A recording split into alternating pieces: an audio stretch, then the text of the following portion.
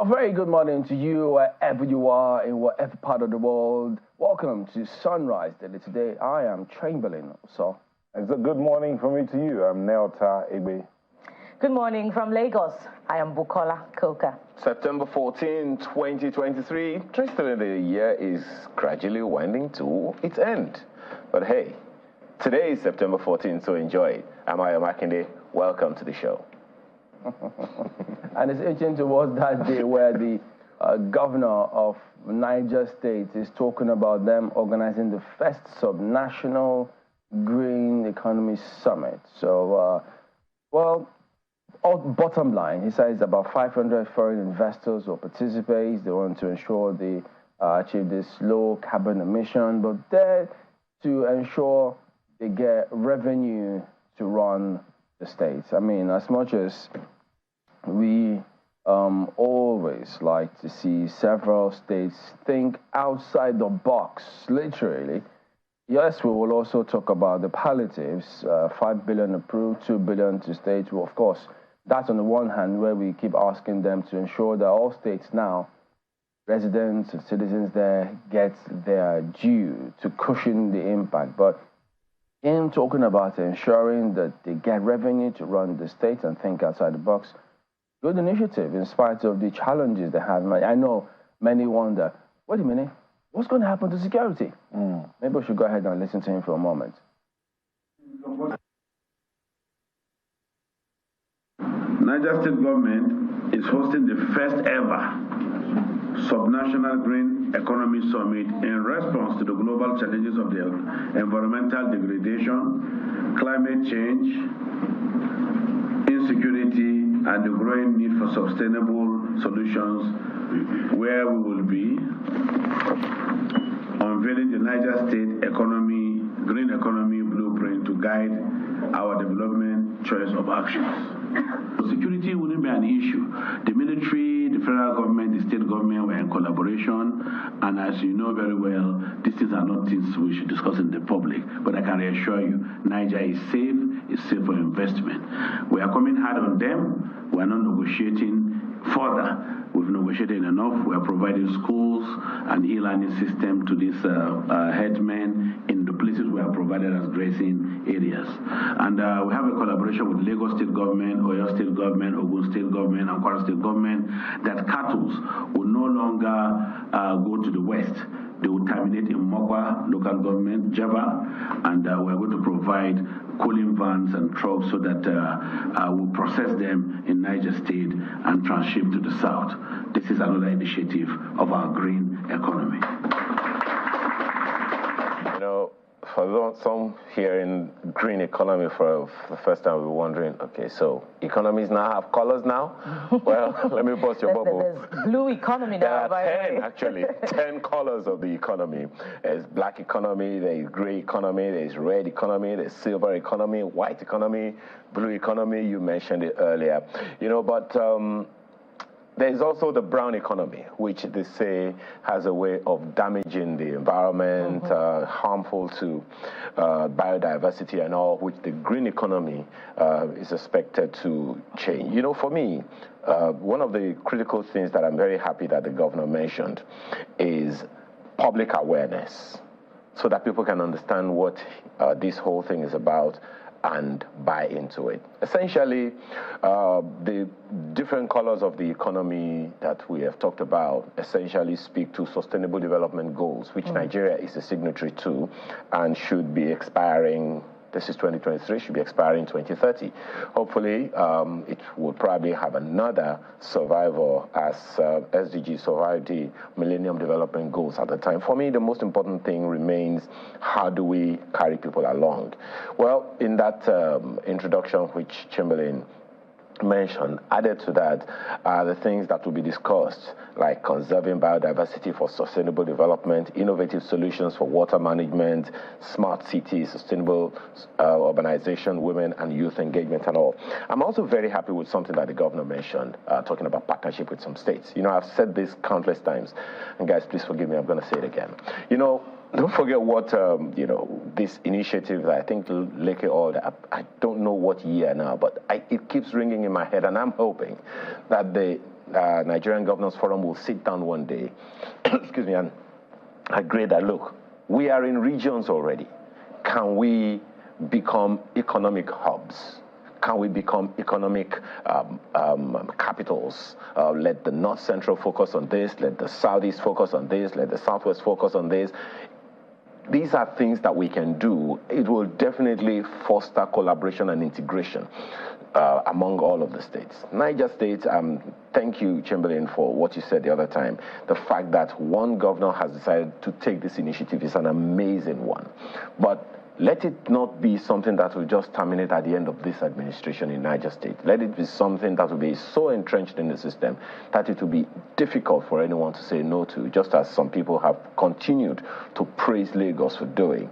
This whole conversation about Metro Line in Lagos, the Blue Rail and Rail, started as far back as about 40 years or thereabout ago. And this Fourth Republic started it under the president who was governor at the time, and Fashola kick-started it, and today we are celebrating the first of 7, I think, of those rail lines. So let's ensure, dear Governor of Niger State, that this is sustainable, because they are sustainable development goals, that they are sustainable beyond your administration. But thumbs up and good move.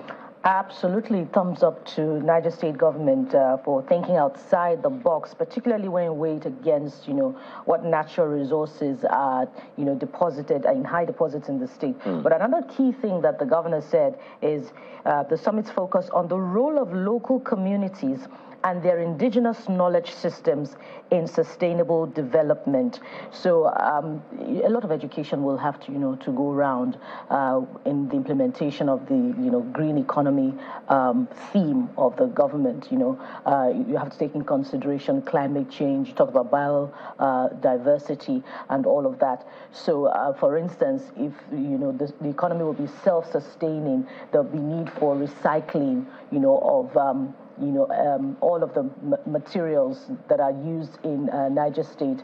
So people have to be educated that so that human activity, does not defeat the purpose of the green economy. That's how they manage, the disposables in the economy.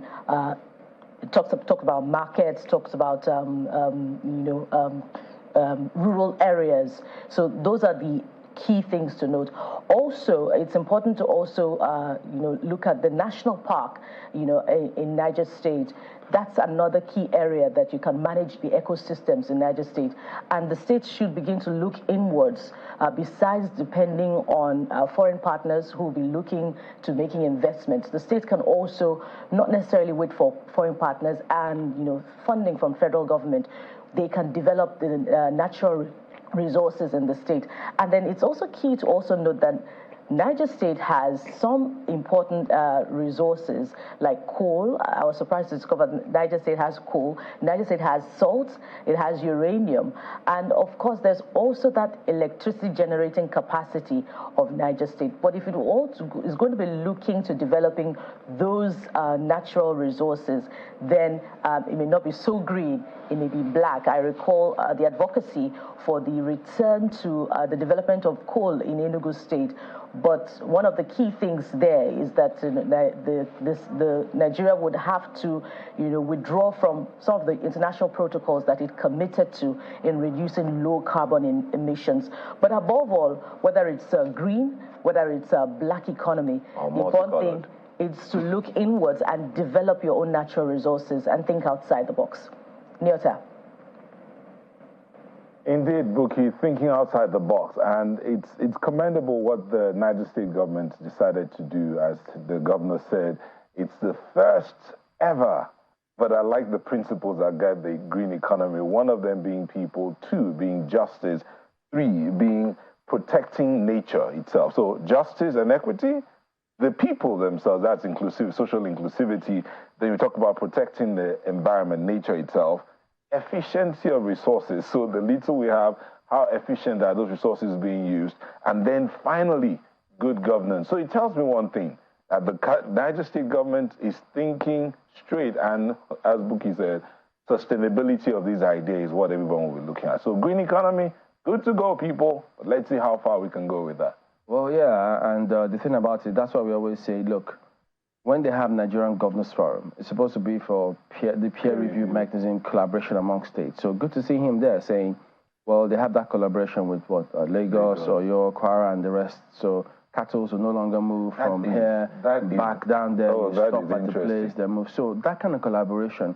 So we need to see more states take on that from every part of the country, down south, up north, down east, up west, wherever. You know, when the movement of that cattle, when cattle moves that long distance, what happens is the muscles get tense, get taut.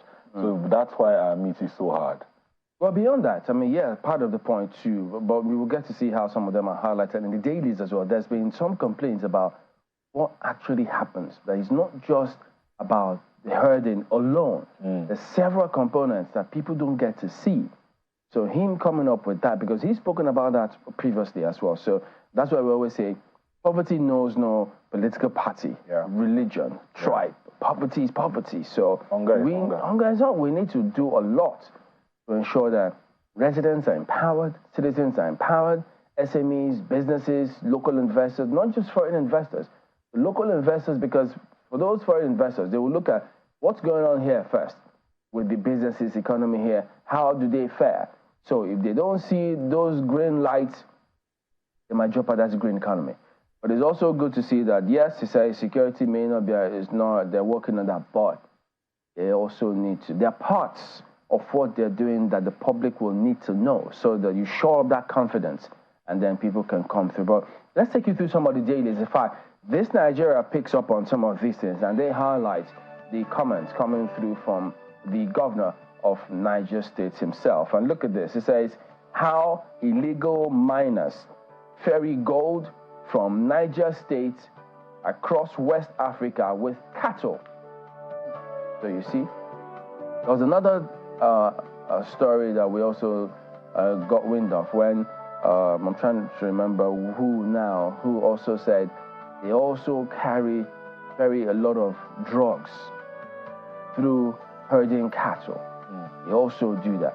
I remember cattle rustling, a lot of the crimes committed. I think one of the former NDLEA bosses several years ago did remind us. He said, look, just do a simple check. Reporters, wherever, simple check. You don't need to do deep research. Look at the stories that come through over crime, terrorism, kidnapping. 90%, if not more, are drug-related and enhanced, as a matter of fact. So when they go about, including cattle rustling, of course they ferry drugs. When they ransack houses of terrorists or their camps, you see lots of drugs. So this is not entirely shocking to many people, I add. But look at the writer. Governor Bago raises the alarm. Plans to take over all ungoverned spaces occupied by bandits. So, yes, we need to also ensure that they all work together. Security agencies now. Interagency collaboration is going to be very key. The president has again highlighted it. Former president did so. Now, they seem to be picking up on that one. So, hopefully, they'll go ahead with that one. Don't engage third party to fast-track NIN registration. NIMC-DG tells Nigerians. The same way, there were lots of complaints about passports, but the Minister of Interior read the right act, so he's moving real quick and fast to ensure that all of those becomes history. And good to see that immigration and everybody, they're all working together and clearing all of those. Well done to all of you. So now this NIN, well, I know lots of residents have questions to ask. Go ahead, let's get them. We'll pass it on to all of them to make sure, because they are there to serve you. That's this Nigeria this morning. And then they'll take up with New Telegraph, started from there. And they are leading with that story of FG to grant tax holiday to new airlines, others. Is this part of the green economy? I think while we're carrying on with the blue economy at the federal level, we should also be considering the green economy, the economic part, and borrow from Niger State and bring it in also to see how it would all come together. At the end of the day, it's the economy generally that's going to be built in the Nigerian economy. So FG to grant tax holiday to new airlines, others. Would that ease travel for Nigerians? But the Minister of Aviation, they also need to read the right act to the already existing airlines. Goodness. The way they treat cancellations, passengers, delays, and the treatment of passengers. No, it is it's nightmarish. So they'll always tell. What's that reason they always give? I think you use the phrase technical reasons. But they need to do something about all of it. Look, time is money and time is spent. Some people you're supposed to fly in the morning. You don't until the evening. It happens. So he's got his job cut off. See the writers on that story. Direct CBN to defray carriers trapped funds. You know, they're owing almost $800 million. But then Nigerian Airlines aircraft demand to rise by 2042. But see this. Lagos, Abuja airports, world's costliest. That's coming from IATA. World's costliest. Yes. So now the minister needs to do something about that. Something has to happen. If you look at the breakdown, when he's talking about tax holiday. So the breakdown of all of those costs, you see huge tax components in the price, the cost of tickets. Even for local tickets. Why is that? Even when aviation fuel got lower, it never got lower. No, the prices just stayed up. Those ones don't come lower. Flays, multiple charges, high interest rates. Many state-owned airports put regulatory financial burden on agencies. That's NCAA, DG. So there has to be a clarity on all of these things that need to be harmonized, the ones that need to be thrown out the window, because as we move along, things have to change. But hey, let's move on real quick here. Below that, NLC's claim of 100 million naira palliatives for lawmakers, a lie. What happens when you're not talking? You leave room for speculations. NLC says reps, legislators have put aside 100 million naira palliatives for themselves. Reps are saying, no, it's not true. Is there a smoke without fire? Okay, NLC, show us the fire then, or the smoke. Okay, reps, show us which one is which. NLC reps must prove. Okay. And then he who denies, what happens? Cannot prove? Didn't prove? That's first of all, if you show me, this is your document. I said, no, that's not my document. This is my own document. So okay. They haven't shown us. Both of them show us something. both of you show us something. They demand immediate retraction. Oh, but this one's not a good one. NYC member kidnapped in Delta. Oh, when would this end? But see this. The DSS says disorientation in family values fueling kidnapping. That's coming from the DSS. That's the writer there. And then the Office of the National Security Advisor seeks security, media collaboration on terrorism, others. Page 3, 4, and 26, you get more details on that. And that's it from the New Telegraph. And up next is the leadership newspaper. But, Nyota and Chamberlain, just before the ship sails on that one, perhaps we need to ask the Senate President what was sent to the accounts before the mail that was initially sent, to the accounts of National Assembly members, just for them to have a good holiday. That was some weeks back, just to further expand on that point. But let's take a look at leadership newspaper this morning, and it tells a different part from the other papers. This time it's looking at the election petition tribunals. Governorship polls, APC, PDP, LP, NNPP, jittery as Judgment Day inches closer. Tribunal verdicts may alter Nigeria's political map. Some people expressing optimism there. Kaduna, Enugu, Lagos, Kano, Delta, Nasarawa, Zamfara are states to watch. So we'll keep our eyes on all of that for you, especially here at Channels Television. Take a look at some of the stories beside the big story on the front page. Of course, we've trailed on the plans for a green economy in Niger State. That's right beside the big story. But under that one, CBN dispels rumors of Naira redenomination. And that's just as, the value of the Naira to the dollar has further diminished from what we have on front pages this morning, saying that the Naira is now at 930 to the dollar. That's a very depressing one. And what does it mean for the price of petrol? Of course, perhaps in the coming days, we'll have that conversation for you. And if it doesn't have a significant impact on the price of petrol, what does it also mean about interventions from the federal government? Important questions to ask there. I have cordial relationship with Uzodimma. That's ascribed to the speaker. What's brewing there? Just in case you're curious, you may have to check page 7 of the leadership newspaper.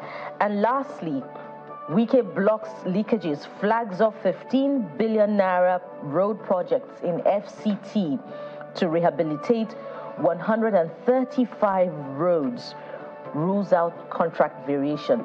Looks like a wind has hit the FCT ministry, and that wind is wind Wike.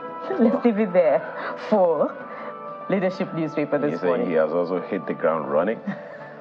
The Guardian newspaper is next this morning, and what do you have on its front page? Not very pleasant. High prices push government homes beyond average Nigerians' reach. High prices push government homes beyond average Nigerians' reach. So, if you're looking to buy a house, FG has commenced 6,068 homes in 46 sites in 35 states. Only 2,870 units were completed. Others are at various stages of completion. All other details you find on the front page. But the Guardian didn't fail to mention minimum wage is 30,000 naira, while one-bedroom house type costs between 7 and 9 million. That's a moderate estimate. Oh, well. Other details are right there on page 6 of the paper for you this morning. 6 years after, Nigeria awards 49 gas flare sites to 42 investors. About time we cut this gas. We've been talking about these gas flares for eons. Okay. Less than 1% of unemployed youths benefit from government's intervention. That's a business story on page 15 of a Guardian newspaper this morning. Made several other stories you will find quite interesting. That's a Guardian newspaper. Huge question mark on the social investment program of the immediate past administration, and something for the new ministry, handling this to reflect on. Well, it's for unemployed youths. Maybe others are enjoying it. I guess I don't know. Well, the details are on page 15 of the Guardian newspaper this morning. Take a look at Vanguard next. Forex scarcity sends Naira tumbling to 930 Naira to the US dollar. Yeah, that's what lot of people don't want to see that one. BDCs laments dollar scarcity. Analysts disagree on involvement of BDCs. Parallel markets, premium widens. But yeah, just tough and challenging for several businesses looking at this one. And then you see pressure may continue despite the reform. That's ascribed to experts now. So it's we've got a job cut out for us, the government, in terms of what they need to do. And so yeah, that's the lead story on the front page of Vanguard this morning. And let's look at Business Day.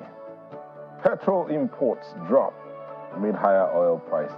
So why did the imports drop? Because there's no scarcity, so to speak. So what happened? Are we suddenly refining now? Or do they have funds to import? But there's no scarcity. Will there be scarcity because it's dropped? Or is it directly related to consumption dropping? Didn't you notice I didn't say will? I said there is no scarcity. So let's talk about that now. But since imports have dropped, yes, of course, it has to do with foreign exchange, but subsidy removal hits European market. Ooh. OPEC reports show. That's coming from OPEC there. That's the lead on Business Day. But see this down. It says tuition hike worries linger as students loan drag. That's what they lead with on Business Day, so you get more details from there. All right, so there you go. That wraps it up with a look at some of the dailies here this morning, but we will be back in a moment. Stay on with us. It's the second time in about a week that these protesters will be coming out in demonstration of their disapproval with the increment of their school fees. They are students of the University of Lagos who are asking for a downward review of the hike. It's a rainy day, but the downpour doesn't seem strong enough to stop them. It's a walk in the rain for the protesters who defy the downpour to register their grievances. Because they cannot fund anything. As they march, they chant the reason for the protest.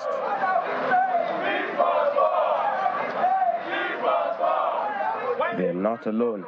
Men of the Nigeria Police, the DSS, NSCDC, and the University Security Unit joined them to ensure there's no breakdown of law and order. The students, who are joined by colleagues from other universities, say the hike in their fees did not have a human face. A country where minimum wage is 30,000 has no business with hiking fees to 215,000. Has no business with hiking fees of accommodation to 140,000, and has no business in hiking fees of faculty to 35,000 naira. So the cost of transportation is there, cost of feeding, projects, research, and everything. So to come to University of Lagos now, you'll be budgeting at least 1 million naira in 3 months. That is illogical in a capital of the world. The school authorities insist they are in touch with their leaders. Let me establish that most of the people you see out there are not our students. I can tell you that, confidently, because we are engaging with our students. I still met with student leaders yesterday, so they are the ones that can represent other students. This is protest atom.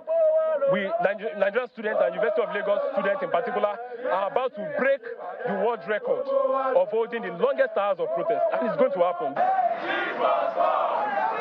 The students are raising concerns that many of them will drop out of school should the new rate persist. No Unilag students will drop out if they come to us. They won't, because we've taken care of that. That's why we talked about the indigent package. None of them will drop out. If they see the DSA, they'll be taken care of. We recognize that we have indigent students. We've always had. While the school management is accusing the protesters of being inconsiderate, judging by the economic realities in the country, the students, on the other hand, insist the hike is too high for a single increment. Hopefully, both parties will reach a compromise before school resumes for a new academic session in October.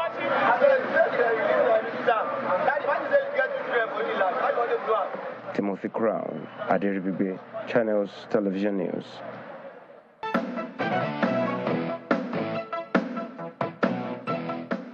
Welcome back to Sunrise Daily. Professor Emmanuel Osodeke, President of ASUU, joins us virtually. Good morning, Prof, and thank you for joining us on the program today.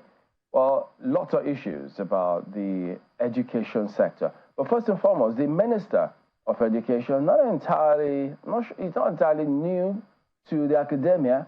So what has been the response of ASUU to the minister? Is ASUU and the sector optimistic, for instance, that you might have cordial relationship and then things could work a lot better?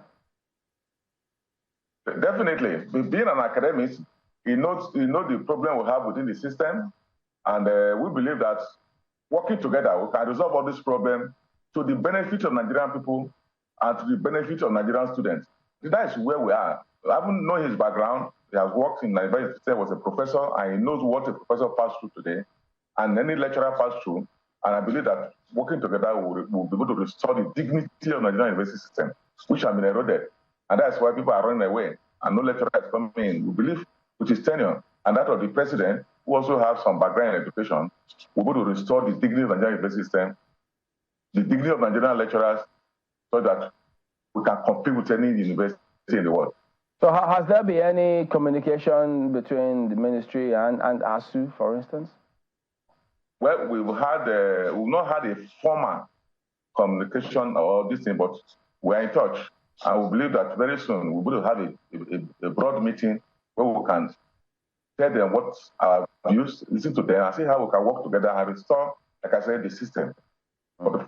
Well, funding will definitely be a continuous talking point in this sector. Funding. And some statements credited to the minister is that, government is considering granting universities full autonomy to address the funding challenge. What is your impression about that? Well, that one, I didn't hear him. I have not heard that from him. What I heard from him was that he set up a committee to come up with a roadmap on how to revamp Nigerian educational system. That is what I heard, but this is the one I'm hearing from the press. Two, the university already have autonomy. It depends on your interpretation of the autonomy. There's no way the federal government of Nigeria will say they will not fund universities. Because it's there in the law, it's there in the Constitution. Look at Section 18 of the Constitution. It says university, primary, secondary university are free. The only problem is not justiciable. That's the only problem. So I don't think this government, from what we have seen, is going to say we are going to hand off from funding university. But the autonomy is there. The autonomy law enacted in the year 2003. If we follow that law and allow it to run without interferences from the bureaucrats, the university system will be fine. Two, if the federal government commit what other countries in West Africa and what South Europe and others commit what all other countries in West Africa commit to, and Africa commit as budgetary allocation to education, we will not have any problem talking about funding. So that is lacuna we have. If you check the ratio of Nigerian budget to education to our GDP, we're one of the lowest in the world, 0.5. So that is the problem. If we commit, and thank God I've had this the president talk about committing a higher percentage to education, and I hope we will implement it. I will not have all these problems. Okay, so when you say without interference from bureaucrats, what is this interference? Yes. Let me read a section of that misleading act to you. The powers of governing council which supposed to run the university shall be exercised as to the law and statute of each university, and to this extent, establishment circulars that are inconsistent with the laws and statutes of each university shall not apply to the university. That is what it says. But today, no vice chancellor can employ a staff, a professor, without consulting, without getting permission from the office of the head of service. Is that done anywhere? Is that not interference? As of today, University Governing Council cannot pay the salary of its workers. It's not an interference. And all that. So those are the interference we're talking about. As we speak, no vice chancellor will not be invited less than 2 or 3 times in a month to come to Abuja or to come and appear before the panel, to come and prepare the committee, the National Assembly, House of Rep, Office of the Accountant General. When would they have time to run their universities? Is that how it was in the 70s and 80s? And the cost implication. Let me give you an example. Any VC traveling from Port Harcourt to Mudike, Sokoto, for you to go to Abuja and come back, if you calculate the cost of flight, calculate the cost of a hotel, it's not 500,000 naira per trip. And you are called 3, 4, 5 times in a month. So those are what we are talking about. Let the university run the way it was in the 70s and 80s, where the president who served as the visitor to the university appointed a governing council. And then the governing council, on behalf of the government, run the affair of the university without these interferences from these ministries and what have you. So that is what we are talking about. So does this happen in federal and state universities alike? No. The bulk of it is the federal universities. Where today a group come and want to look at the number of people who have died in your university in the past 1 year. Is that necessary? So that is the problem. But every state university have its law. But what I'm reading is the law that applies to the federal universities, which many state governments have adopted. So that's how it should be. Professor Sonike, this autonomy matter of the universities that you brought up, there are those who will question why the ASUU continues to say the universities are autonomous. Yes, you're still asking the federal government to fund the universities that are supposed to be autonomous, or the autonomy doesn't extend to their finances. You see, my dear, go and check the university autonomy law that was signed by President Olusegun Obasanjo.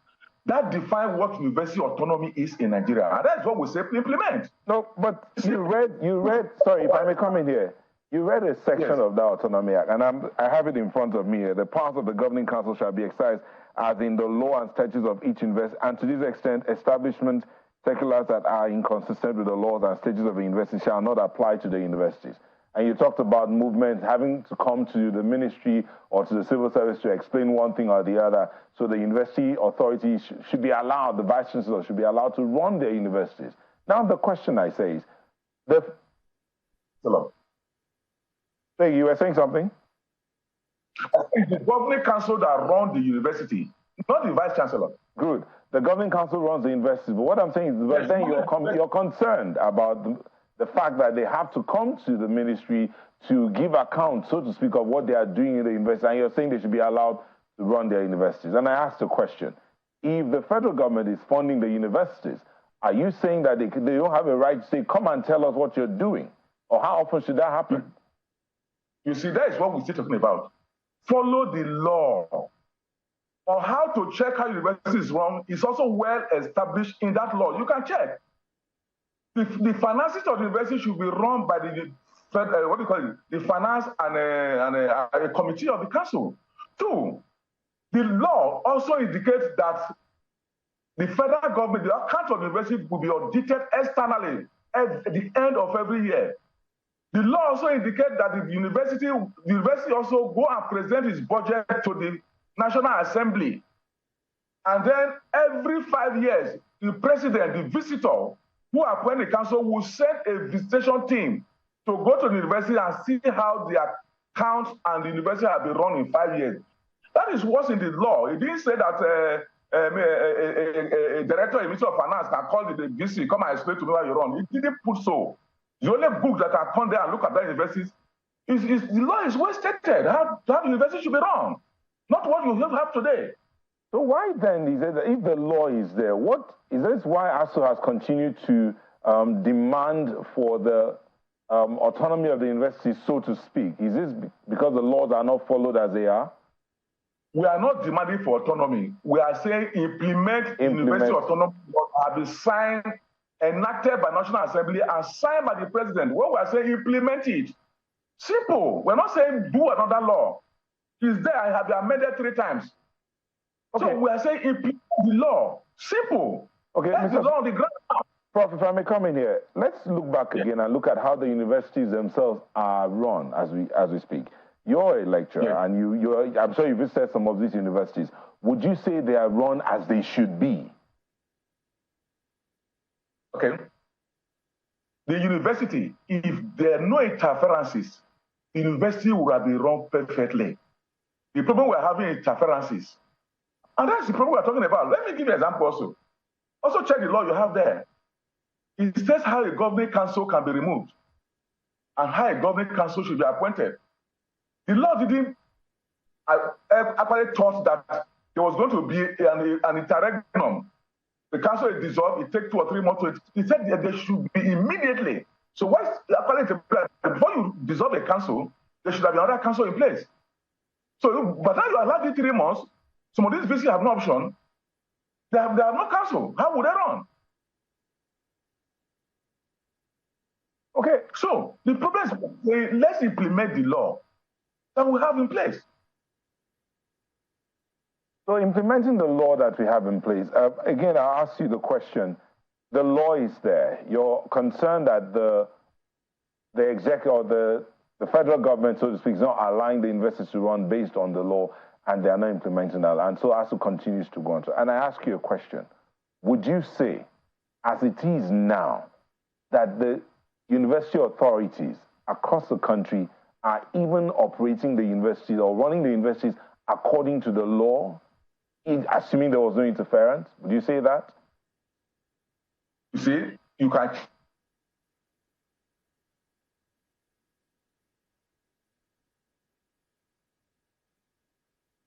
check how universities were run when they were doing it in the 60s and 80s. They were perfect.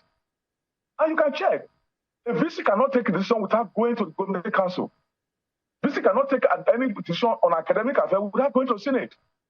Committee system. That was what you have in the universities. But today, there are other issues. We are not talking about one. There are issues in the system that we are not part of this. The appointment of a vice chancellor has not become political. You can check. And that's why somebody from the east cannot be a VC in the north. Somebody in the north cannot be a VC in the east. The one in the west cannot be a VC. So there are other issues in the system that we're talking about. And that's why we keep on. It took 11 years before the last regime agreed to appoint a decision panel.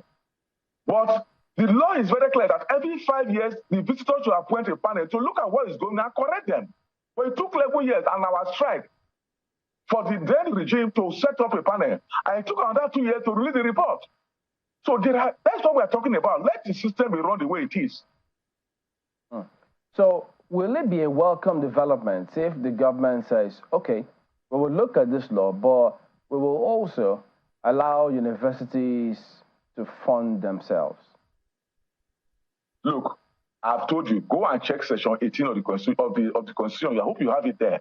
What did it say about the funding on university? You can check. So you wanted to also leave that section of the Constitution. Are there no other autonomous institution body in this country? Let's say National Assembly, they're not autonomous. Are they funding themselves? Take the judiciary, are they not autonomous? Are they funding themselves?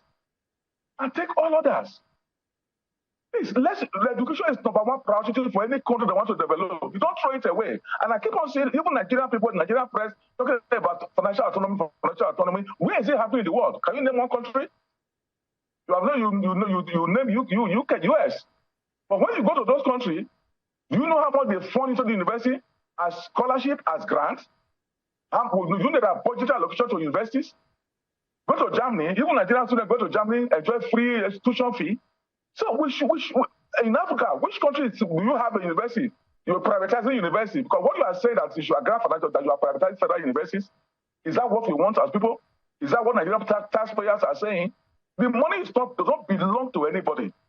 The Nigerian finance belongs to Nigerians. That finance originates from Nigeria. Well, the comment of the, pardon me, my apologies. Okay, I think we're frozen, but let's hope you can stay here still. The comment of the current government about paying attention to education notwithstanding, Prof, but we also have heard the former Vice President, Professor Shimajo, say, look, government alone cannot fund this. Government cannot go this alone any longer. And probably many have also explained that that's why all of the agreements, if not most of the agreements signed, has not been implemented because of a challenge or two. So you're saying, well, yeah, stick with that Section 18, which it cannot be privatized or wholly funded by the universities.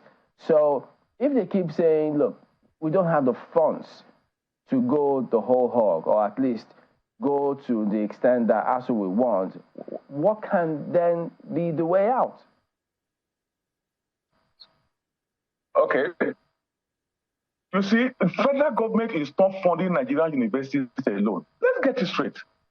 As we speak so, every student pays for the running of the universities. When you go to Unilag, as of today, what the university gets as overhead cost in the university is 150 million naira a year. What would that do? The students are paying the balance. Two, you have TED fund. TED fund is a tax from the public sector. And that's what fund all the projects in universities, all the capital projects. So it's not federal government that is funding alone. But what we have told government, and when you check our agreements, we have also suggested ways to fund the system, just like we did in 1994, that resulted in TED fund. But there are other ways, because education is public good. And we have said we can fund it, but listen to us. Let's sit down and talk. And then when we agree, let's sign so that we can implement it. If as we come up with the issue of TED fund in 1994, today we will not have any public university today, especially the states. Go there, all you see is what? TED funding assessment. Also our product in 2013. So we're saying, listen to your academia, and then we'll provide solution to this problem. So you know what? They will not. So here's the thing. Yes. I mean, it's a new government, new minister, so he's also not new to the academia. Assuming he says, or he'll be willing to say, okay, look, let me even understand what these issues are, because I might have been in the sector, but not in this capacity. So coming up here, he wants to hear, what is the main problem? What is the issue? What would you tell him, and how should he go about it? Well, thank you. But the beauty of seeing that they are all aware of what our problem is. And I have the belief that this minister and this present government will solve this problem so that we can be competitive like other part of the country. But the problems have been there. One, funding. Like I told you, if you invest in Nigeria, Suka, Ife, Ibadan, ABU, get about 11 to 12 million naira a month to run that university with more than almost 1 million people. Does that solve the problem? So what we're saying, funding is the critical problem. Two, personnel, academics. As we speak today, the bulk of academics are leaving the country. The professors are leaving the countries because of what you pay a professor. A professor in a month gets about 400,000 naira. With this, I spend about more than 100 on fuel to office and back. I have to pay for his research. So how will he survive? Meanwhile, if you go to another country, he gets about that same 4 million in a month. They are living. So we need to look at how we can give a competitive wage, if not that we enable our academics to stay behind here, and also enable those who are outside, who are not Nigerians, to a university universal, to also come to Nigeria to teach. When I was a student in a state university, River State University, in my department, we had lecturers from 5 different countries teaching in that department.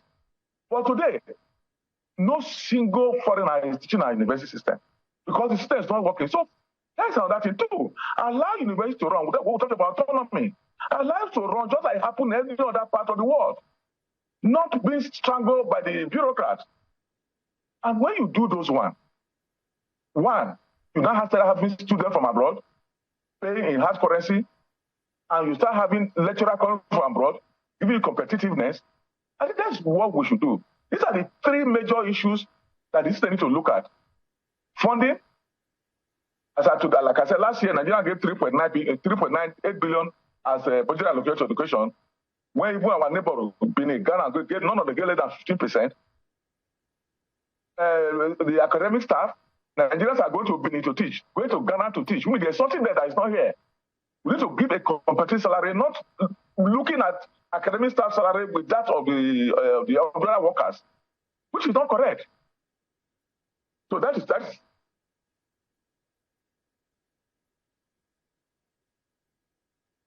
What we perceive to be the intention of the federal government when the minister says that they're going to devise new creative means of funding tertiary institutions by granting them autonomy to explore new ways of financing their activities. Does it mean that the budgetary allocation to federal universities or tertiary institutions would be reduced such that they would no longer be paying salaries of federal workers, and they will no longer be funding infrastructure development in federal universities? Is that what you perceive to be the situation here? And if that is it, what are the implications? Can you repeat it? Sorry, can you repeat it? I didn't hear you. Can you repeat it? Professor Oshode, can you hear me now? Yes, I'm hearing you now. Okay. I'm asking what we perceive to be the implication of the statement of the new minister when he says that they're going to be devising new creative means of helping federal universities to fund themselves by granting them autonomy. Does it mean an end to allocation to universities in terms of remuneration for workers and an end to budgetary allocation for infrastructure development in the universities? Definitely not. That is not what he meant. Although I wasn't with him, I didn't hear him, but that is not what he meant.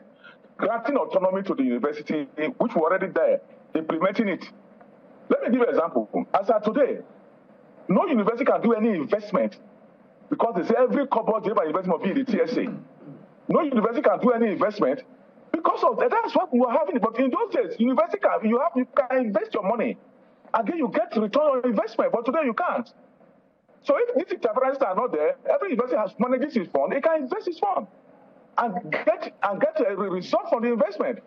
I don't think this minister will say federal government will hand off university, because I didn't hear you say so. What I heard him say was that he set up a committee that will develop a roadmap of how to move our educational system forward. He didn't even say tertiary education, he said Nigerian educational system. So we should not misinterpret what he said. So that means that we've still not found an enduring solution to ending incessant strikes in the Nigerian tertiary education system. There is no problem if both sides honestly sit down and say, let's look at the system and how we can resolve it together. There will not be any strike. All you had in the past, and I think will not happen this time, is that you and the government will reach an agreement on issues. They will renege. So that is why you had strike. Strike wasn't a problem. Strike was just a symptom of the problem. And I believe this regime, when they sit down with us, sit down and look at how to resolve this problem, there will not be any strike. So when you say that there are prospects for an engagement, and you can come up with ways to fund the tertiary education system, what other creative ways is ASUU coming up with, or that you're considering, that you would propose even by proxy to the federal government from here? When we meet with them, we'll discuss that. You'd rather not talk about them here? I can't talk about it. We have to meet both sides. We hear their own, and then we agree. That's how it is done. It's not a public thing. Until we have a final solution, which we have done with the last regime, and they never implemented. Now, Now, if this autonomy is implemented according to the books, as you have read out to us, is it foolproof from maladministration from the governing councils of universities, particularly when you consider the panel report, of the most recent part of some universities? You see, if we keep up what I've said, if the panels are set up and the results released, and anybody who misbehaves is disciplined, that's how it is. That's what makes the system work. If somebody who is involved, who did infringement during where it was a tenure, is disciplined, then you will not have this problem. But let me give you an example. A vice chancellor who served in 2011, he has left. The council have left. And then you set up your bishop panel in 2022. How will you receive such a person? All right, Prof. But many reporters said, refer these people to EFCC. We have to go on strike to release the panel. Till now, they have not been referred because there's no public council in place. Well, Prof, one of the amazing things that I think I've heard you say this morning is that education is public good and consequently should be treated with such importance. And, everybody is looking at new ways of doing the same thing, because if we've tried the strategies we have been using before and it's not been working, maybe we should try some new things. And perhaps that's the initiative behind, or the idea behind, the student loan initiative. Do you think it's a good thinking for government to come up with that idea of student loans? And first of all, your objectives, and if you think it's a good way, how should it be approached? Well, we have said it over and over again, that when you are talking about a loan, also talk about how it can be repaid. Look at the conditions for which that loan is going to be taken. 2, what is the probability that the person can pay? In a country like US, you can check where unemployment rate is less than 5%. Those who took the loan have really problems that the government of Biden has started paying back those loans on behalf of the student. You are aware of that? Now, let's take Nigeria, where the unemployment rate is between 30 and 40%. So when these students graduate, where are they going to get a job? Perhaps the issue here, Prof, also take... Let me finish. Okay. Let me finish. That is one, too. That loan, that document, they said, for you to get the loan, somebody on level 15, for 12 and above, would need to sign that loan for you. In a country like ours, who will sign? Will you sign for people? Comrade, my dear, will you sign? So, who will sign for them? To ensure that all those students who will have that problem will have access to the loan. 2, that loan also said that only people who earn less than 500,000 naira a year will have access to it. The question, how many Nigerians earn less than 500,000, couple, less than 500,000 in a year? So those are the issues. And what we are saying that we can look for alternative to solve this problem. Which is the question my colleague asked you. What are these other alternatives? The issue that you have raised about this student loan, first of all, the question is whether or not it's a good initiative. If there are issues to address about it, most certainly, those issues, I believe, can be brought to the table. But whether or not it's a good idea, it's a good way of at least funding the university. You spoke the other time about the federal government having that responsibility. You quoted Section 18 of the Constitution. The Constitution says in there, in subsection 3, says, government shall strive to eradicate illiteracy, and to this end, government shall, as and when practicable, provide free education in all the various levels. Do you think it is practicable now? It is practicable if there is the will. And the will, we are saying, is very simple. Do what other countries are doing. Allocate between 15 and 20% of budget to education, like other countries are doing. And that makes it practicable too. Is this part of the new thinking that you intend to propose to the federal government? You see, you are trying to push me to give you what our issues are. I will not. It is between us, and we have a document we are giving to the government on these issues.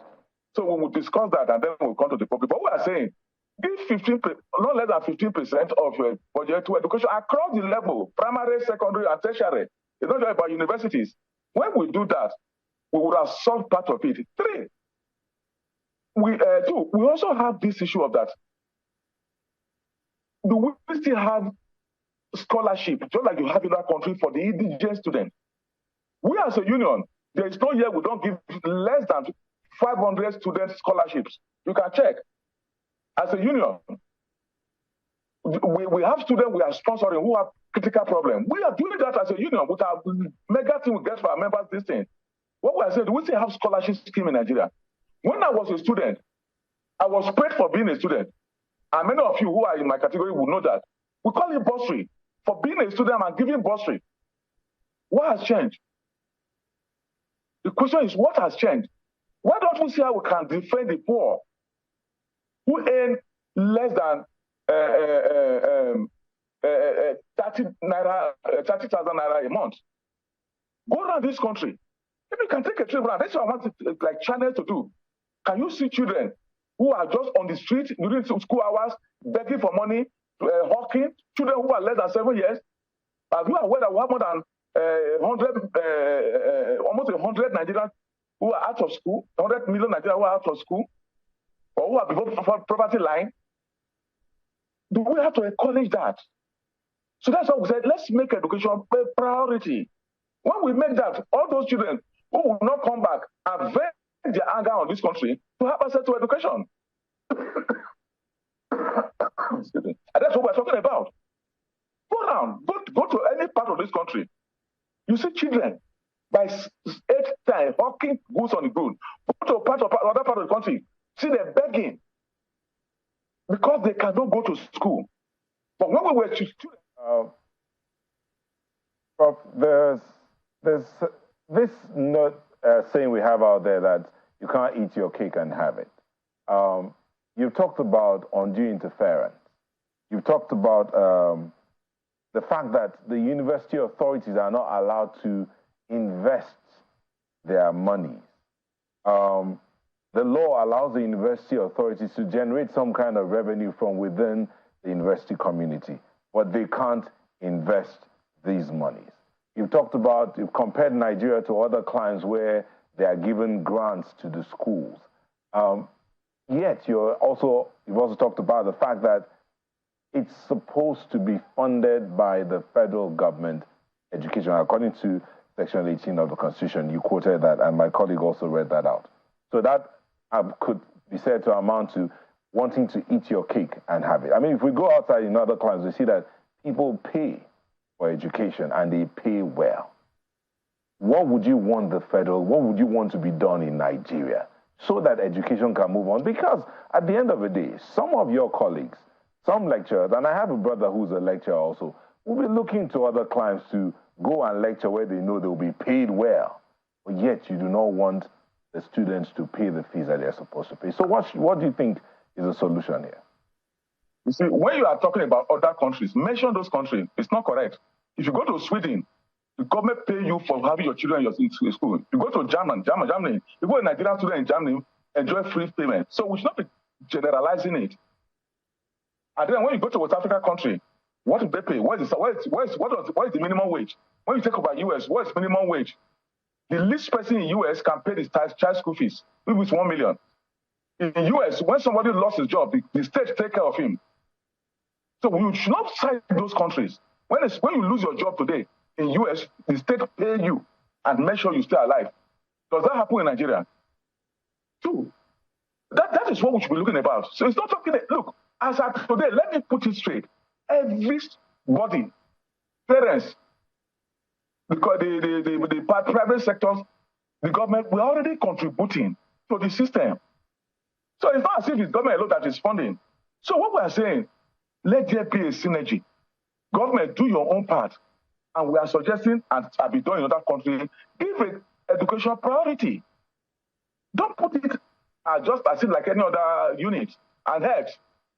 And that's this two ways to do. You will say our heads people are leaving because no priority. Our education people are leaving because there's no priority. Okay, Prof.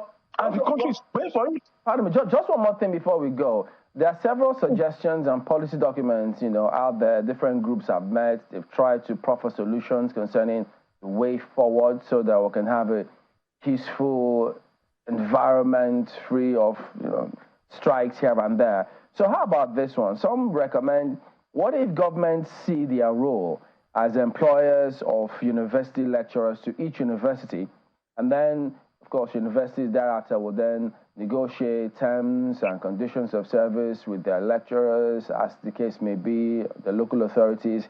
In addition to that, a realistic annual cost for each student will then be determined by the school. And then government will fund the universities based on the personnel, the number of students, the number of students rather than the personnel or administrative needs of the university. Will that work? Look, let's look at this objectively. There's not any reason to try to remove one sector or put another sector. The government owns the universities. The person at the height of management of the university is the president, who is the visitor, who set up a council based on the autonomy law to run the university on their behalf. And we are saying that law, that should be followed. You see, where we are going, we also say, you want to transform universities to a company? Is that what we are suggesting, that we should to companies? Company A. Don't you have Nigerian Labour Congress that regulates, that negotiates on behalf of Nigerian workers countrywide? You see, we should not be going in this way. Let's look at what will benefit the Nigerian people, not what will benefit a small section. All right, That's what we're saying. I believe that what we are seeing with this new government and the minister, well, working together, we will resolve this problem and there will not be strike. All right, we'll look forward to that scenario. Go to this way of saying again. All right, we thank you very much indeed for your time this morning, Professor Emmanuel Osodeke, President of the Academic Staff Union of Universities, ASUU. We're back in a moment. Don't go away.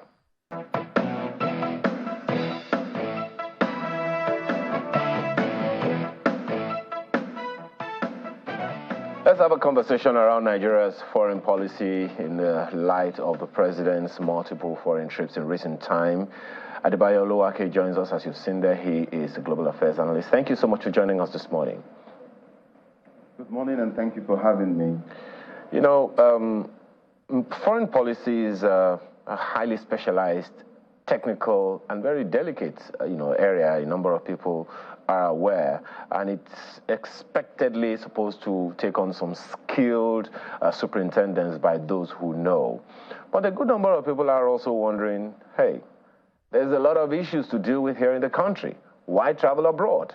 Educate us on that first, so people understand why sometimes these things are necessary. Thank you. The fact is that your foreign policy has to be an expression of your domestic aspirations. So today, we cannot divorce foreign policy from domestic reality. And so from that standpoint, we will understand when a country pushes forward towards ensuring that those domestic aspirations are pursued by way of seeking friendly relations with states that can help actualize them. And conversely, other states are also looking at those countries that can also help them actualize their own domestic aspirations. So you cannot divorce either one. And so it's normal to find an instrument of foreign policy, in this case, either the president or the Minister of Foreign Affairs or any of those who have been appointed with that task, going out to seek relationships that can help actualize those domestic aspirations. But doesn't that also question the ethos, the direction, the general intent of the nation. You know, there are certain countries that once you see this country, you know what their goal is. For instance, America still continues to have that slogan, America First. Well, while it can be easily said that in every country we say Nigeria first and the rest of them, but then it speaks to whether or not there is a global vision that everyone in the nation has to aspire to and work towards, and consequently the foreign policy of the country is focused in that direction as well. Do you see that? Do you see something like that in existence, something to aspire to, or something we are just not thinking about? This is a very good question. I will first of all give an example and then I will respond. If you remember, in the days of apartheid in South Africa, in Zimbabwe, Angola, Mozambique, and so on, the Nigerian government launched what it called the Southern African Relief Fund, SARF. And the Southern African Relief Fund had a seed fund which was put in there to kickstart it by the federal military government. Then subsequently, Nigerians contributed the bulk of the money, ordinary people. I was a student at the time, and I also contributed to the Southern African Relief Fund. That fund grew to 400 million naira when one United States dollar was 63 kobo, right? And this Southern African Relief Fund enabled the Nigerian government to significantly influence the liberation struggles in Southern African states. The argument to Nigerian citizens was that we are the largest black nation on earth, and we cannot rest if other black people elsewhere are in bondage. And that gave our domestic aspiration, as it were, linked it with our foreign policy objective. This is just one example. And I think it speaks to the vision that you spoke about. Now, with the collapse of apartheid, Nigeria came up with what was called economic diplomacy. I think there was some sort of a review, and the policymakers came to the conclusion that we now needed to use our foreign policy to drive our economic aspirations. Having said that, for the past couple of years, I have not seen a shared vision that unites Nigerians behind our foreign policy objectives. And I believe that the current administration can actually review the foreign policy of Nigeria by bringing stakeholders together and asking them to sit back and look at what exactly will be in our interest. And if I just go further, you know, if you look recently, I know President Tinubu was thrown straight away into ECOWAS challenges, you know, the meeting in Guinea-Bissau, and then a number of things followed in rapid succession. You had the Russia-Africa summit, you had the ECOWAS summit on Niger because of the coup in Niger, you had the BRICS meeting in South Africa, you had the G20 meeting in India, and then now you're having the G77 meeting in Havana, Cuba. But despite all of these that have been coming in torrents, I feel strongly that it will help the country if the administration could sit down and review our foreign policy. Look at what aspirations we have on the domestic front, and then bring people who have knowledge, former ambassadors, academics, just put all of these people together and let them review and make some proposals to the administration.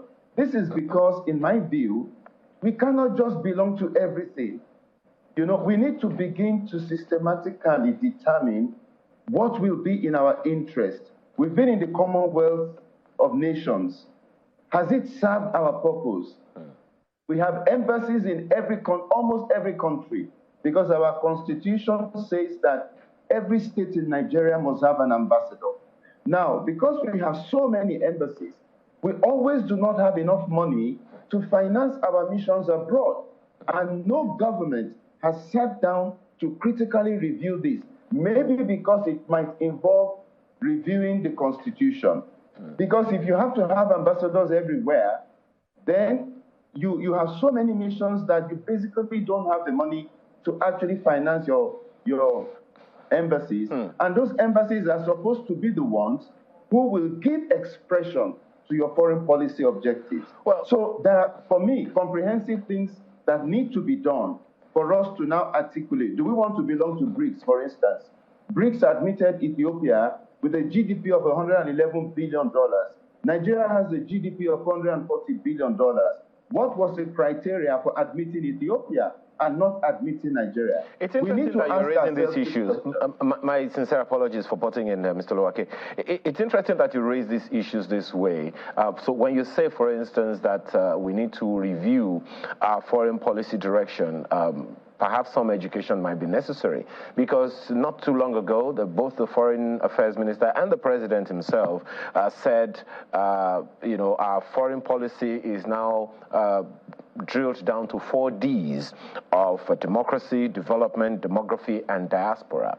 So how do you see that playing in all of these issues that you have raised, particularly in the light of what you said earlier about our foreign policy needing to be directed towards economic, industrial development? Yes, every president will have, as part of his or her manifesto, a foreign policy objective. Every president does that, But the reality is that while the president has those as a guide, we have to look at the reality on the ground, okay? We have, Nigeria has so many positives. If you look at our creative economy, for example, Nollywood, the music industry, you see let me take the music industry. When reggae music was #1 in Jamaica, reggae music contributed to the economy of Jamaica directly. You could see, first of all, in the number of tourists who went to Jamaica, and you could also see, because Jamaica has a tourist economy anyway, so reggae music further helped boost the tourism industry in Jamaica. And also, you could also see that remittances from record sales trickled back into the economy of Jamaica. Nigeria is probably the dominant country in music globally today. Does the music of Nigerian artists, does it trickle back into the economy of Nigeria? And does it impact, for example, the tourism of Nigeria? We have Nigerian musicians who go and shoot musical videos outside of Nigeria, so there are so many things. So the government needs to look at the totality of our domestic capacity and aspiration, and now feed that into whatever the foreign policy guideline or objective that the president has as part of his manifesto. But with the reality, because it's one thing when you campaign, it's another thing when you get to office and you now meet the reality on the ground. So I feel that there's still a need to have, this review. The four critical points that the president, has as his foreign policy, they are useful as a guide, okay, towards what exactly we want to aspire to. So we need to be able to use all of these elements of our aspirations domestically, to fit them into what we want to achieve internationally, like I said. Sorry, I missed the second part of your question. If you could remind me so that I address it. No. I think you've spoken. It's a combo of a question, just asking whether or not you think those 4 Ds that the president mentioned in his objectives line up with his intention, the general philosophy of foreign policy for domestic economic and industrial development. Yes, now our industrial utilization in Nigeria, I really don't have the figures. At some point it was 45%. It's probably far below that now, because when it was 45%, we still have the likes of Michelin and Dunlop operating from Nigeria. But we know quite a number of industries have either closed down or have relocated. So I wouldn't know what industrial capacity utilization is at the moment, but I have a suspicion it's quite low. And we are talking about hiring more Nigerians, getting more young people out of unemployment. So it makes sense for us to address our industrial capacity utilization. And I think this was probably one of the objectives of the president's visit to India, and the cocktail of potential investments that have been estimated at about 14 billion, which will come into the country. But there's still a need, to develop a synergy. Yes, the president is moving in that direction, but when all of these deals are struck and people want to come into the country and they have problems maybe getting visas, or they have problems registering their businesses, it is taking them forever to have business. So there's a need to link all the critical sectors, critical agencies of government through that foreign policy aspiration for it to have concrete expression. Otherwise, we will be having bottlenecks, in the area of those things that the administration wishes to achieve. Speaking of synergy, Ms. Oluwake, one of the other high points of the G20 summit was the admittance of the African Union as a permanent member, I believe, into the Union. But how much of a united front and this synergy that you talk about is the African Union bringing to the table such that it can harness its own economic potential? One of the objectives of the Union is political and economic integration of the continent. So how much of unity does it present, at that table such that it can bring some gains home to the continent as well? Thank you very much. And I have a slightly radical view on the admission of the AU, by the G20. First of all, I think that the G20 is on the back foot. The G20 has a bloody nose as a result of its policies in Ukraine, which has had significantly negative impact on the economy of Western European nations. And so what you find happening now, in my view, is that the G20 is now reacting to what BRICS is doing, and probably having the feeling that BRICS might really expand and capture all the newly emerging economic powerhouses across the world. And so the G20 is now trying to respond to that. Now, coming back to the question of admitting the AU, if you look at the processes from when the new Partnership for Africa's Development, NEPAD, was instituted, and all the processes that followed that. On the African continent, there is a tacit admission that the regional economic communities, the RECs, like Economic Community of West African States, ECOWAS, Southern African Development Community, SADC, East African Economic Community, Central African Customs Union, these are the legs upon which the development of Africa are now based. The regional economic communities will move. And that's why you find, for instance, that when you talk of conflict resolution, it is the regional economic communities. You're talking of ECOWAS, you talk of ECOMOG, you talk of all those instruments. It is not the AU. The AU has a mission in Somalia, the African Union mission. The AU has a hybrid mission with the United Nations in Darfur, which has wound down. But those are just minor, they are significant, but they explain that the AU is on the back foot significantly. It is the regional economic communities that are actually driving development in Africa. So if this is the scenario, I find it a bit strange that the AU is being admitted to the G20, except if it's just as an observer.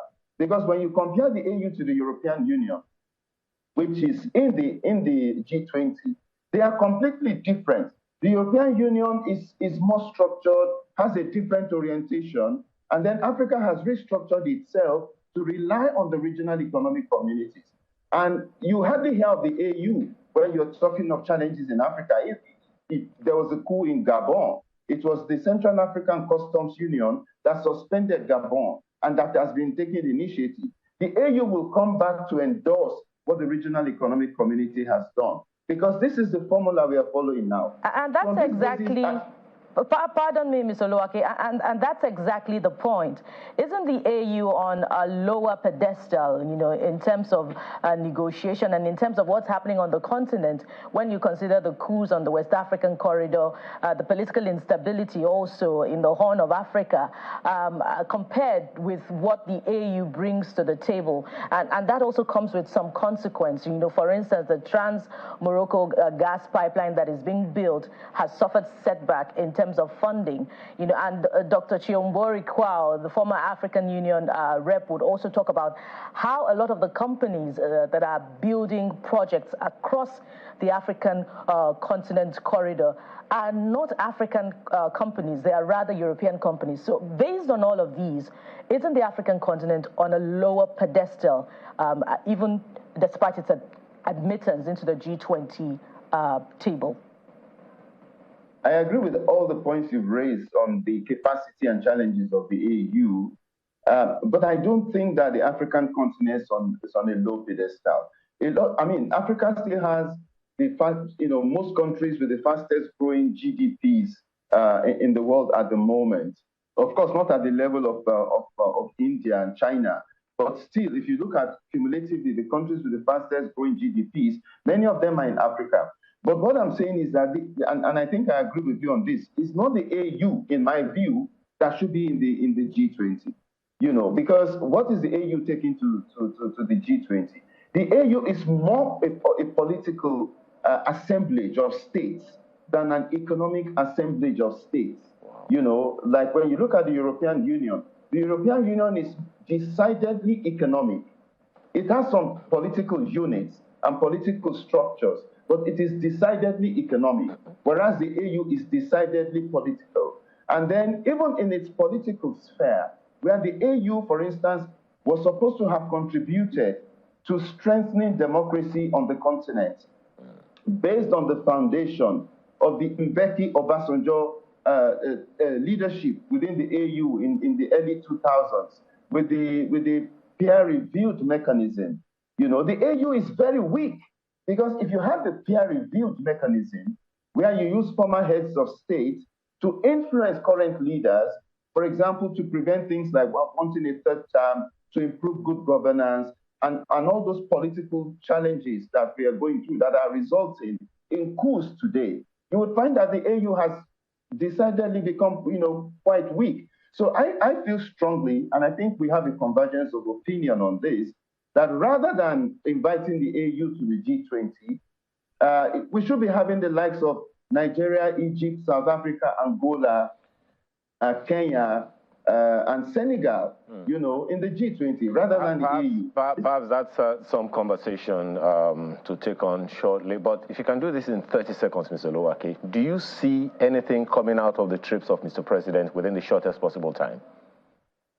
I do. I just emphasize that I think the president needs to have some sort of a session, with experienced stakeholders, to give strength and fillip to his foreign policy aspirations. All right. Thank you so much for your time this morning. Adebayo Oluwake is a global affairs analyst. Thank you and all the best. Thank you. Yeah. We're back in a moment. Do stay with us.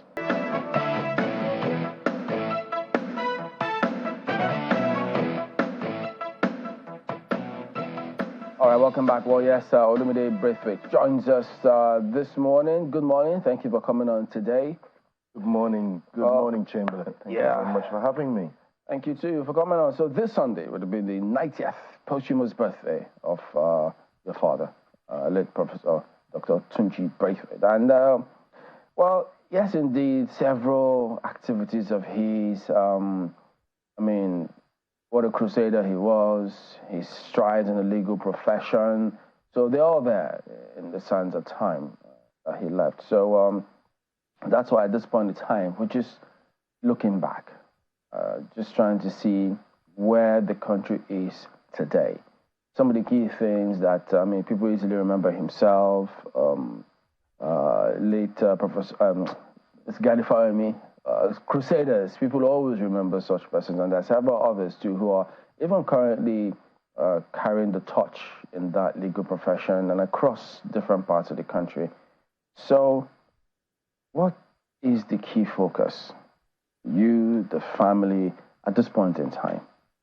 Thank you very much. That is such a sophisticated entreaty to start this conversation.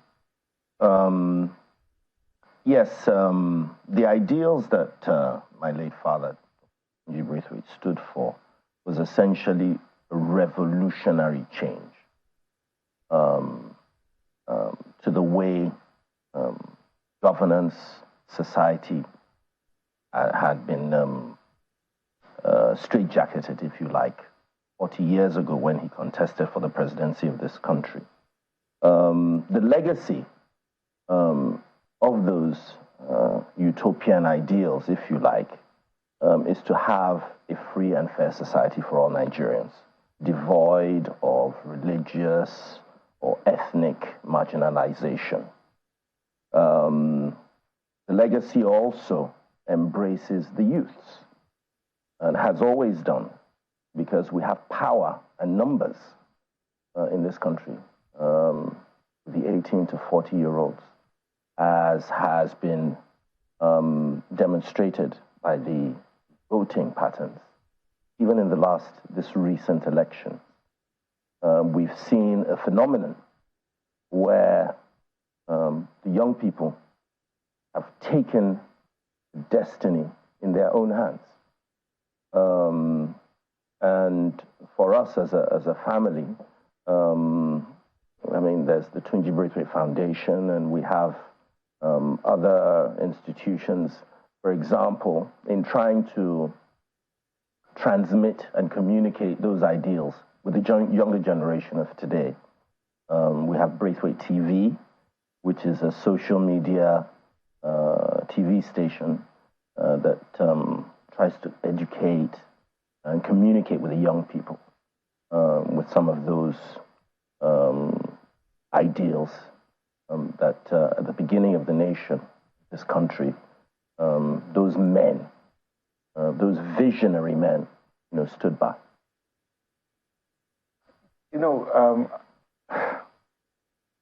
I didn't remember your father as a lawyer.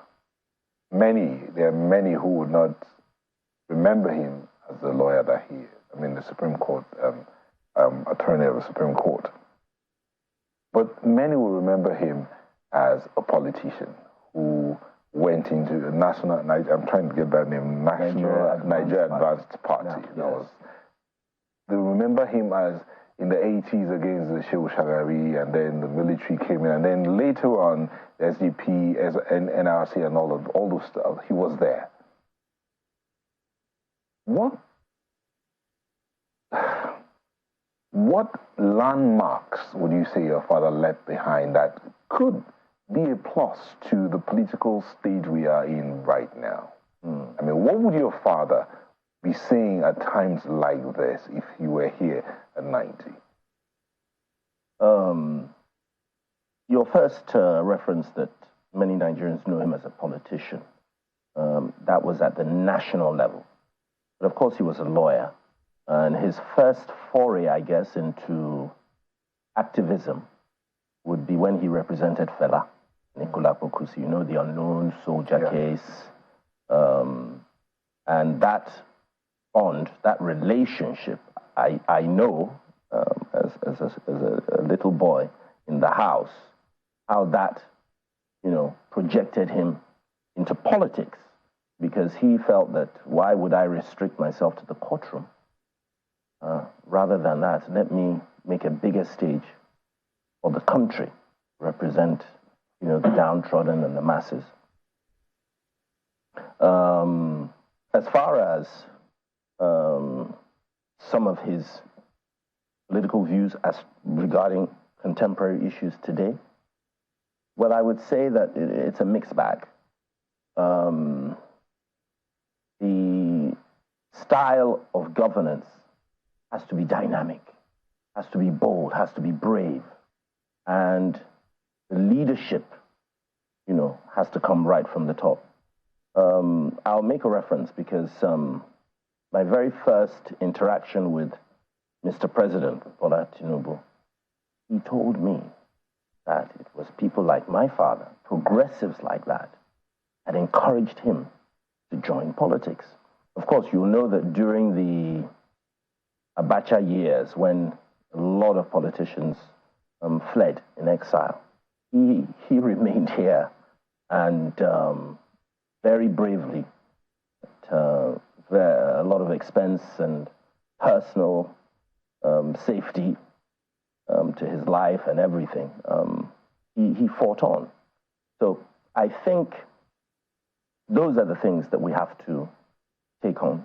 Of course, technology and all kinds of things have taken over within that period of time. But in terms of our ideals, I think, those parameters are very, very important for us, particularly going forward.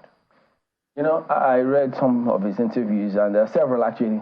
There was this particular one where he talked about when he came back, when he graduated from London and came back to Nigeria in 1961, and they had British passports those days. But then they threw away their British passports because they felt, look, we have our Nigerian passports. Why should we hold British passports?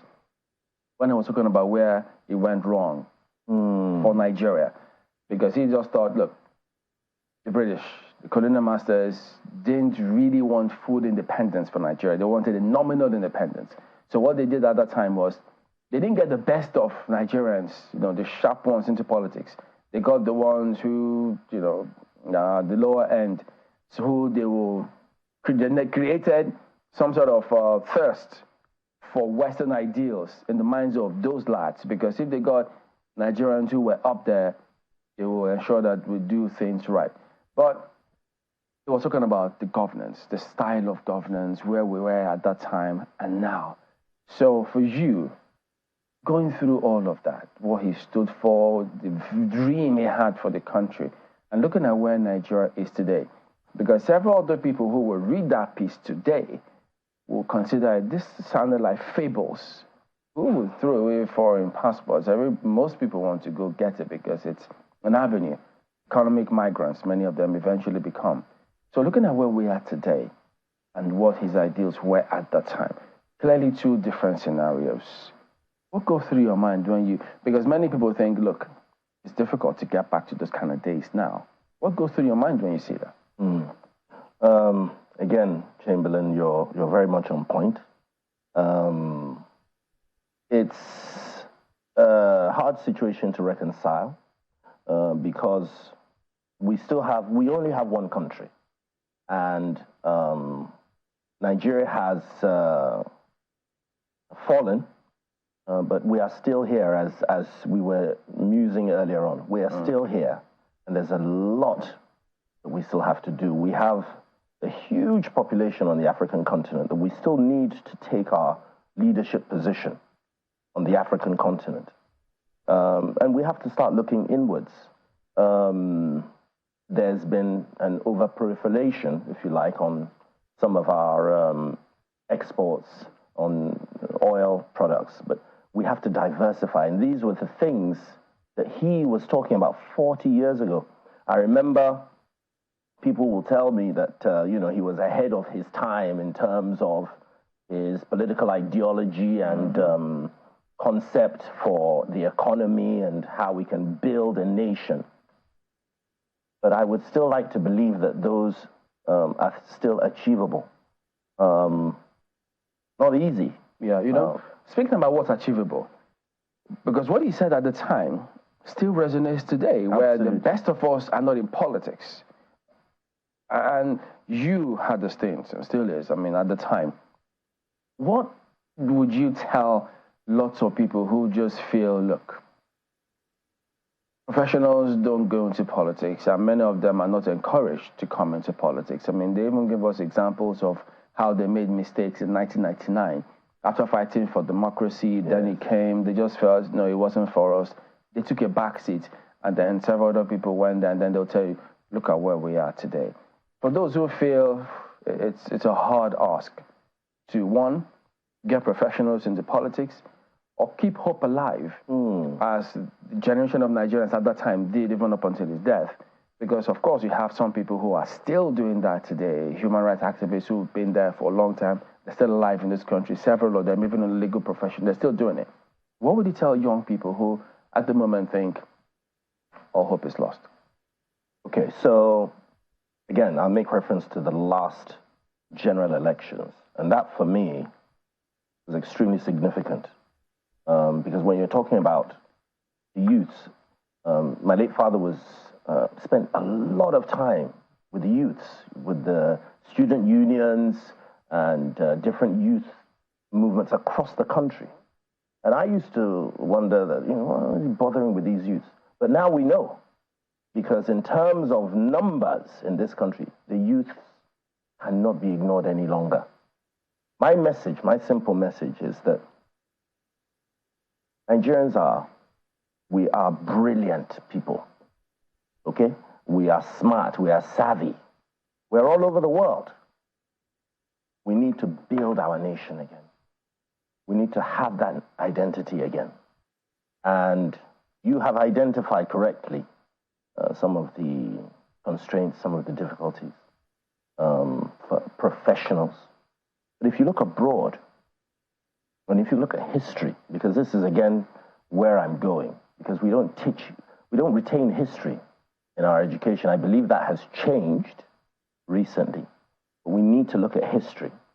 And history will tell you that it is the professionals, it is the youths that actually drive the political trajectory of any country.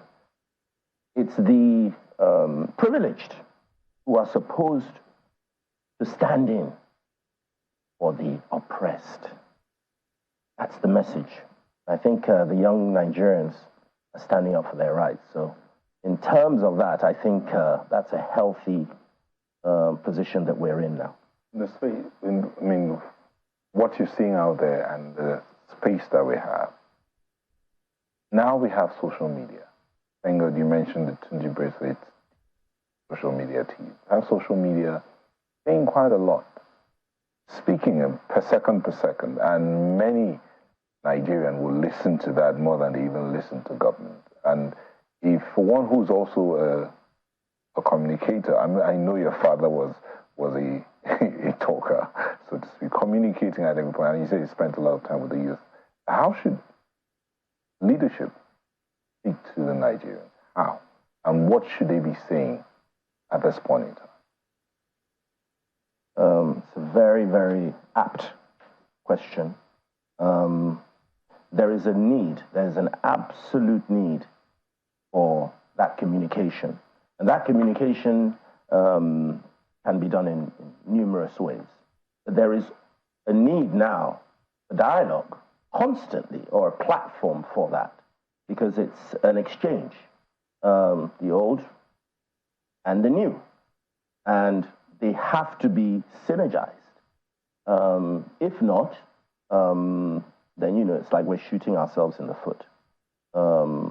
So I believe and I hope that style, that communication that has not been there is going to be there. Or I'm seeing signs of that. I'm encouraged by that. But what do you think needs to be done for, I know many will say, look, it's just one simple thing, fix the economy. It's a global village now, we know. And many look to young people and think, oh, look at the way the founding fathers did certain things at the time. But yeah, that was then. Young people who are doing it in their own way now, I know the difference would be, okay, look, what was the result now and then? So it's out there for people to judge. But many people still looking for economic improvements outside the shores of this country because they feel leaders in this country have failed them. Incidentally, your party is in power now, so they will bear a lot of the brunt, saying they have failed us. In the last 8 years, they were there, they're still here now. So for those people, what would be your message for them? We are where we are today. The reality that we're facing with the removal of the subsidy. There's some hard questions we have to ask ourselves. We have to look inward. We have to be resilient. We have to be a little bit patient. We have to be a bit tolerant. We have to be optimistic. And we have to work hard together as a people. My late father was always an optimist as far as Nigeria was concerned, even when everything was collapsing all around. Is it understandable because he saw it when it was really good? Yes. And he felt it could be like that. Absolutely. But many people didn't see it. No, not at that time. Yeah. Today, people haven't seen what it was at the time. So hence, people are, that's their own reality. Yeah, that's the duty that we, people like me, have to always stand in the gap to try to bridge so that we can retain some of those good ideals. Because let's face it, we're all getting on, and the younger generation are the ones that are faced with this burden, and they need all the help that they can get. Let's bring in our colleagues in Lagos. Yes, thank you, Chamberlain. Good morning from Lagos. Let's check on what's happening with the National Advance Party, which was founded by your late father. I recall he said that he founded it to break away from the politics of neo-colonialism. I'm wondering how much progress that we have made from there. What are your observations in that regard? In terms of our national independence, when you're talking about independence, you also have to talk about economic independence. We haven't scored very well in that scorecard because in terms of our economy, we haven't grown it as much as we could have done. And as far as our associations and treaties with the West are concerned, of course, you have the ascension of China in Africa and in Nigeria. And some would argue that that's another form of neo-colonialism. But we have to always constantly strive to, look at opportunities and open our borders to what we feel is best for our own interests. And I was also reading one of his interviews where he said he didn't believe in the concept and ranking of senior advocate of Nigeria, and that's why he never opted for it. He said it's an importation from our colonial masters, Britain. Within the context of what's now happening, with the scrutiny of senior advocates, particularly at the Presidential Election Petition Tribunal, how does that resonate with you? Yes, my father was very radical. He would have been a senior advocate several times over, but felt that the process here in Nigeria, as opposed to the UK, where the common law, where the Queen's Council or the King's Council now is derived from, was completely different. Over there, there's a secret body that confers those awards, as opposed to here, where you apply and it's fraught with all kinds of considerations. Having said that, of course, we have very brilliant legal minds, many brilliant senior advocates. I was with one yesterday. And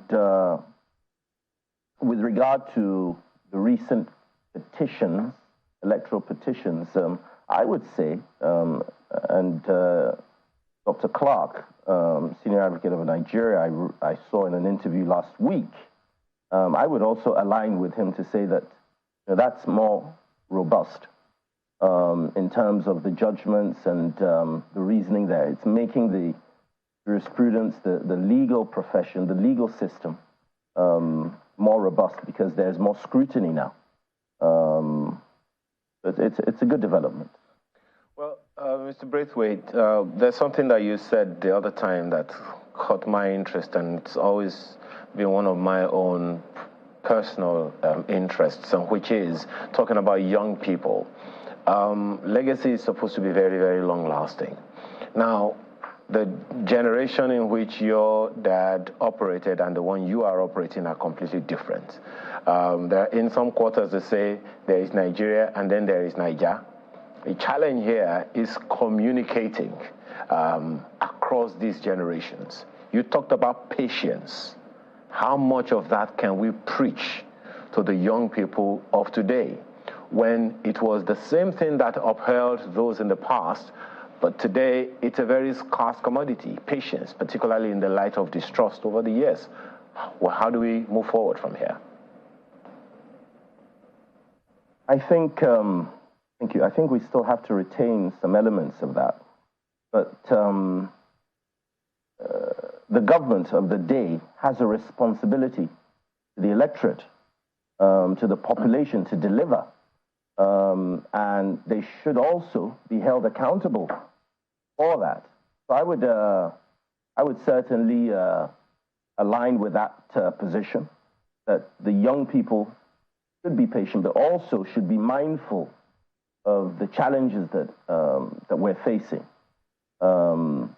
And as I mentioned earlier on, there has to be a synergy. There has to be a relationship, and that's how it has to be. And I believe that maybe for the first time, we're moving towards that. What kind of relationship is that? We have to have interactive opportunities. We have to engage small and medium-scale enterprises. By nature, Nigerians are traders. And we have to be more engaging and create more opportunities, more platforms for youthful enterprises. You see what's happening in the entertainment space and how well Nigerians are doing. You know, so if we can take elements from that for the economy and for education, you know, for me, those are priorities. So when you're down on this, I mean, in the entertainment sector, you see that they flourish. Yes. Because you don't have all those encumbrances, as it were, red tapeism, all of that. In politics, in your party, do you see that? Do you think, do you see any signs where you think they'll allow the young persons to rise? And then, because I know some politicians say, look, we fought during our time for this independence, and some other people wanted to drop on their laps. Many would disagree with that, of course. But what is the scenario in your party? Do they have that opportunity? Well, I would say that those opportunities can be better. They can be better improved. And we're going to, the young generation are already challenging for a seat at the table. And rightly so. So my simple answer to that would be that, well, yes, but certainly there's room for improvement. Okay, then. Thank you very much. Olumide Braithwaite is a lawyer. He's the son of late Dr. Tunji Braithwaite. All the best, and again, we're always here wherever way possible. Thank you very much, Chamberlain. All right, so that is the show today. We do thank you all for watching. We'll see you again tomorrow. I am Chamberlain, so have a very good day. And I'm Nel Tagbe. Bye-bye. And I am Bukola Koka. Enjoy the rest of your day. Yes, and have a fruitful one. I'm Ayo Makinde. Bye for now.